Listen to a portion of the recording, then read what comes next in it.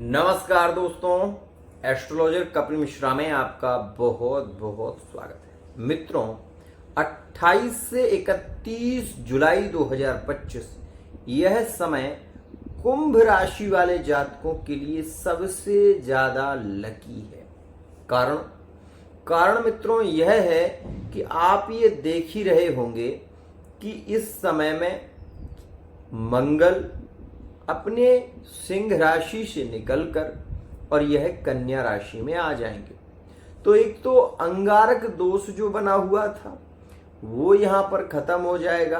दूसरा, शनि और विशेष रूप से मंगल का नीच भंग राजयोग का जो सबसे अच्छा फल है वो यहां पर मिलेगा। और एक बात यहां पर मैं आपको ये भी बता दूं कि शुक्र का परिवर्तन होगा मिथुन राशि में।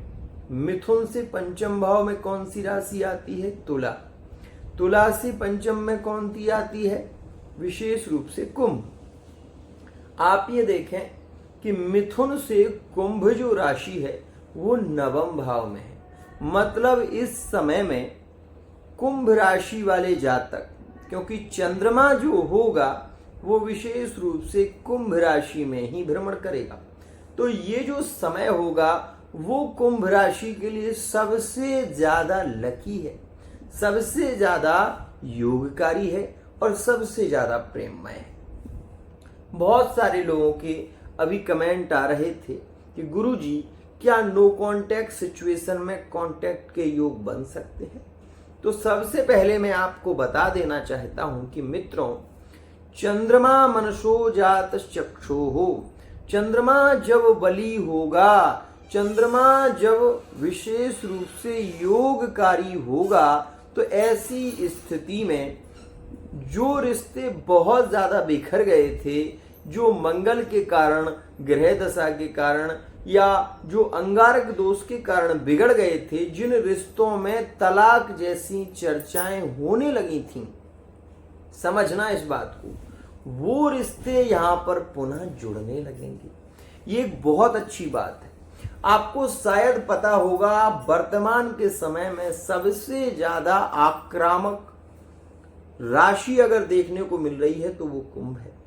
कुंभ राशि वाला जातक बहुत ज्यादा पीड़ित है, मानसिक तनाव में भी बहुत ज्यादा है, अपने रिलेशन को जैसे तैसे लेकर चल रहा है, इसमें भी बार बार विवाद हो जाते हैं। सबसे ज्यादा परेशान वर्तमान के समय में कुंभ राशि के जातक हैं। क्यों? क्योंकि यह जो समय चल रहा है एक तो अंगारक दोष का है और दूसरा इसमें क्या है कि शनि की अष्टम जो दृष्टि, मंगल की जो अष्टम दृष्टि है वो शनि को बाधित कर रही है। इस वजह से आप ये देखेंगे कि शनि और मंगल जब आमने सामने होंगे तो शनि का बल बढ़ जाएगा और शनि का विशेष रूप से जो बल है वो भी बढ़ेगा और मंगल का बल इसमें ज्यादा बढ़ जाएगा। तो कुंभ राशि के जो रिलेशन बहुत ज्यादा वृश्चिक राशि में बिखर रहे थे वो रिलेशन यहां पर जुड़ना शुरू हो जाएगा।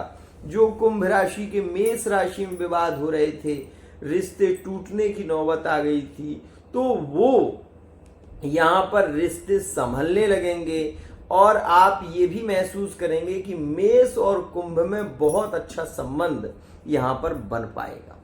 एक और खास बात आपको बता दूं कि यही वो समय होगा जो विशेष रूप से धनु और कुंभ राशि के संबंधों में नजदीकियां और प्रेम को प्रभावित करेगा। एक और खास बात, इस समय में कुंभ राशि वाले जातक अगर कोई वाहन लेना चाहते हैं तो ये समय इनके लिए अनुकूल नहीं है। भूमि लेना चाहते हैं तो समय अनुकूल है।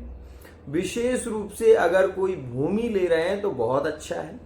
कृषि कार्य आप करते हैं तो सफलताओं की ओर जाएंगे, क्योंकि शनि अब आपके लिए योगकारी होंगे और वक्री शनि चल रहा है, इस बात का भी ध्यान दें। मैं एक बात आपको समझाना चाहता हूं, आप समझ लें, बहुत अच्छा है। सबसे पहले अपनी कुंडली के चार्ट को खोलें और जहां पर 11 लिखा हुआ है वो आपकी लग्न है। लग्न स्थान से दूसरी राशि, मतलब जो 12 लिखा हुआ है, 12 अंक है, उसमें शनि वर्तमान में बैठे। अब आप ये देखें कि गुरु आपकी कुंडली में बली है या नहीं।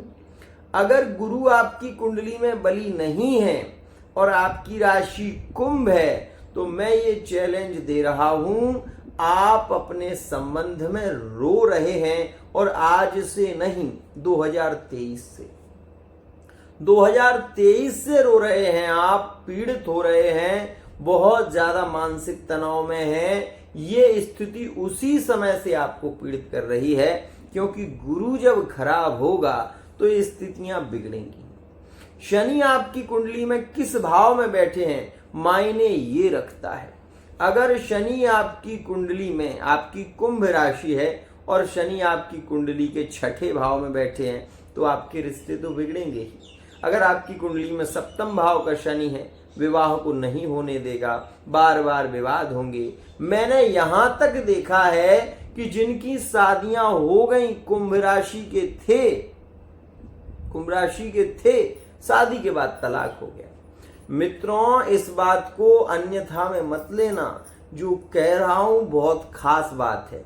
अगर आपके रिलेशन बिगड़ रहे हैं, पीड़ित हो रहे हैं, और आपको कोई विशेष रूप से मार्ग नहीं दिख रहा, तो मैं केवल एक बात कहूंगा कि हो सके तो आप एक बार पर्सनल रीडिंग ले लें।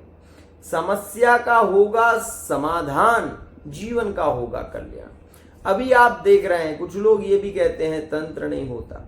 कल के दिन कुछ लोग ये कहने लगेंगे कि विशेष रूप से भगवान का जो अस्तित्व है वो ही नहीं होता, और आज भी कहने वाले लोग हैं। कुछ लोग ऐसे भी आपको मिलेंगे अंध परंपरा के, जो कहेंगे ज्योतिष ही नहीं होता। तो ऐसे लोग हैं और ये रहेंगे, क्योंकि जिसको जितना दिखाई देता है वो अपने स्तर से बात करता है। लेकिन ये बात हमेशा ध्यान देना, जमीन के नीचे यदि आप हाथ रखें और उस हाथ को धीरे धीरे धीरे धीरे उठाएंगे, तो विज्ञान का भी आपको सूत्र समझ में आ जाएगा, और उसमें लिखा रहता है पृथ्वी में गुरुत्वाकर्षण का बल होता है। तो गुरुत्वाकर्षण का बल आया कहां से? पृथ्वी तत्व है, और तत्व में वो देवीय गुण है, तभी तो इसके अंदर गुण आ रहा है। त्राटक समाधि होती है, 7 चक्र बताए गए हैं, इनका अनुभव कर सकते हैं आप। इसलिए ये बताए गए हैं कि जब आपके 7 चक्र जागृत हो जाएंगे तो भगवान आपको स्वयं मिल जाएंगे। लेकिन इतनी स्थिति तक व्यक्ति पहुंचता नहीं है, वो सीधा 2 टूक बात करता है, कुछ नहीं होता।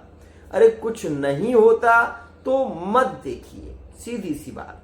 अगर कुछ होता है, ग्रह होते हैं, ग्रह की पीड़ा होती है, तो उपाय सुनिए। अगर बहुत ज्यादा पीड़ित हैं तो मैं ये कहूंगा कि आप काला कोयला 250 ग्राम साबुत उड़द, 1 नारियल पानी वाला काले कपड़े में बांधकर अपने ऊपर से उल्टा 7 बार घुमाकर बहते हुए पानी में छोड़ दें। आपकी समस्या का निदान होने लगेगा। और फिर भी अगर आपको लगता है कि आपको परामर्श लेना चाहिए, रिलेशन को लेकर, बिजनेस को लेकर, व्यापार को लेकर, तो आप पर्सनल रीडिंग लें। फेस रीडिंग, हस्तरेखा और कुंडली के माध्यम से आपको समस्या का समाधान मिलेगा। आज के लिए इतना ही। जय जय श्री राम।